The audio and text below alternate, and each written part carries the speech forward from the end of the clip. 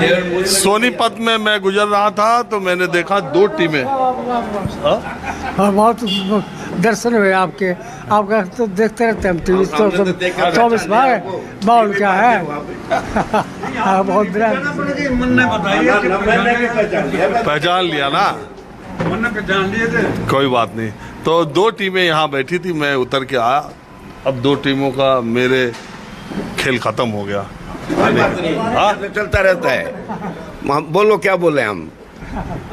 तो जब आप देखते ही है तो आपको पता ही है, मैं पूछता हूँ माहौल क्या है हरियाणा चुनाव का। भाई हरियाणा में तो सुन ले, यहाँ तो कांग्रेस आनी है। अब की बार कांग्रेस, माहौल ऐसा बनता आ रहा है कि कांग्रेस विजयी होगी। अरे अभी टिकट का बंटवारा होगा तब माहौल बनेगा कि कुछ जिसको टिकट मिल जाएगा उसी का। टिकट हुड्डा साहब की बार जिताऊ कैंडिडेट को टिकट देंगे। पिछली बार भी तो दिया था। पिछली बार फिर 30 पिछली बार हुड्डा साहब को थोड़ा लेट दिया था, 30-31 सीटें निकाल गए थे। अब की बार हुड्डा साहब के पास बड़ा टाइम है और वो अब की बार बेड़ा पार करेंगे। आपका जिताऊ टिकाऊ को देंगे। जिताऊ टिकाऊ को देंगे। टिकाऊ जो टिके रहे, भागने वाले को नहीं। हाँ। लेकिन एक बात आप बताइए, बीजेपी ने भी तो अपना यहाँ गोटी काफी सेट कर लिया। सर इतना नहीं है बीजेपी का।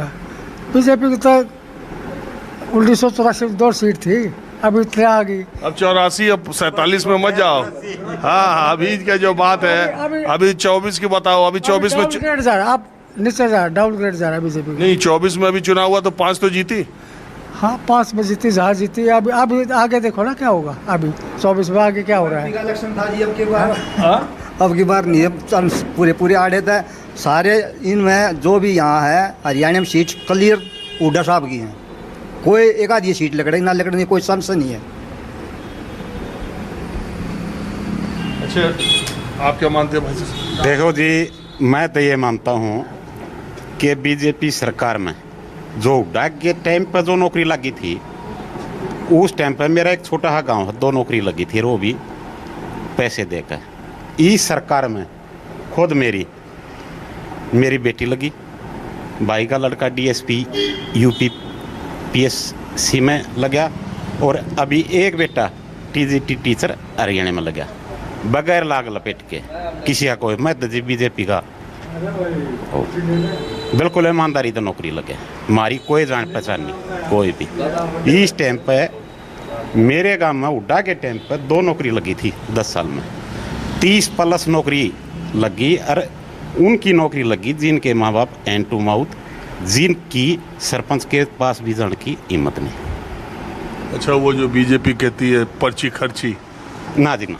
देखो हमारे जो बीजेपी कहती है ना कि बिना पर्ची बिना खर्ची बिना पर्ची बिना खर्ची के लगे हम नहीं कहीं भी गए, कोई मतलब नहीं। हरियाणा में सरकारी नौकरियां पर्ची और खर्ची पे मिलती रहती। ना जी, अब वो माहौल नहीं। हम देखो जी, हम तो अपनी जाना है। हमने कहीं भी किसी से ना तो कोई अप्रोच करी, कोई मतलब नहीं किसी चीज़ का। और बल्कि एक बेटा आपके यूपी में लगा है डीएसपी, अभी 2 तारीख की पासिंग आउट है मुरादाबाद से। अच्छा, यूपी पब्लिक सर्विस कमीशन। हाँ, हाँ, हाँ। तो एक बात बताइए, ये लोग क्यों? देखो जी, आप अपना मत है, आप अपनी इच्छा है, किसी के वो क्या कह सकते हैं। नहीं, कुछ जातिवाद का भी असर है?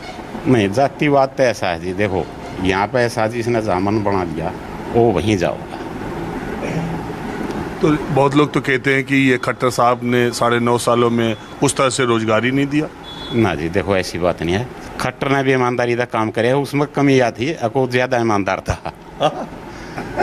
वो ज़्यादा ईमानदार था, कमी ये थी वो ज़्यादा ईमानदार था, इसलिए आज के ज़माने में ये भी एक डिमेरिट है। हाँ, कि कोई ज़्यादा ईमानदार हो। हाँ, सिर्फ योगी में उसमें फ़र्क इस चीज़ का है कि योगी लेता है एट दी सपोर्ट फैसला लेना भी कोई। और मनोहर लाल खट्टर में थोड़ी ये थी कि बस जब तक वो फैसला ले था थोड़ा टाइम लेट हो जाता, नहीं काम उसने भी ईमानदारी तक करे, कोई कुछ कहे जाओ।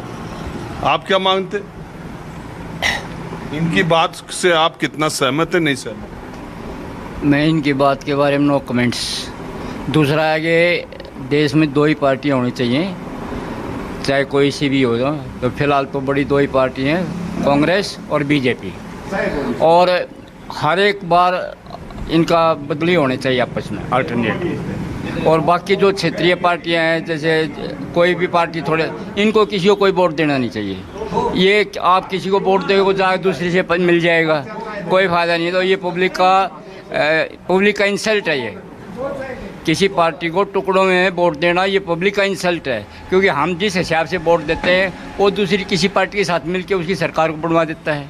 तो ये पब्लिक के साथ उपवास है, उसका मजाक है। ये दो ही पार्टियां रहें जो भी रहें, और उनको अल्टरनेट रखना चाहिए। अच्छा, ये अभय चौटाला ने बीएसपी के साथ समझौता किया, और आज अभी खबर है कि दुष्यंत चौटाला ने वो चंद्रशेखर आज़ाद जो हैं उनके साथ समझौता करके चुनाव लड़ने का फैसला किया। इसको आप कैसे देखते हैं? और एक आम आदमी पार्टी भी बहुत शोर कर रही कि हरियाणा जीतेंगे, हरियाणा बदलेंगे, 5 गारंटी। ये बहुत गहरी चालें हैं, इनको किसी को वोट देने से कोई फायदा नहीं है।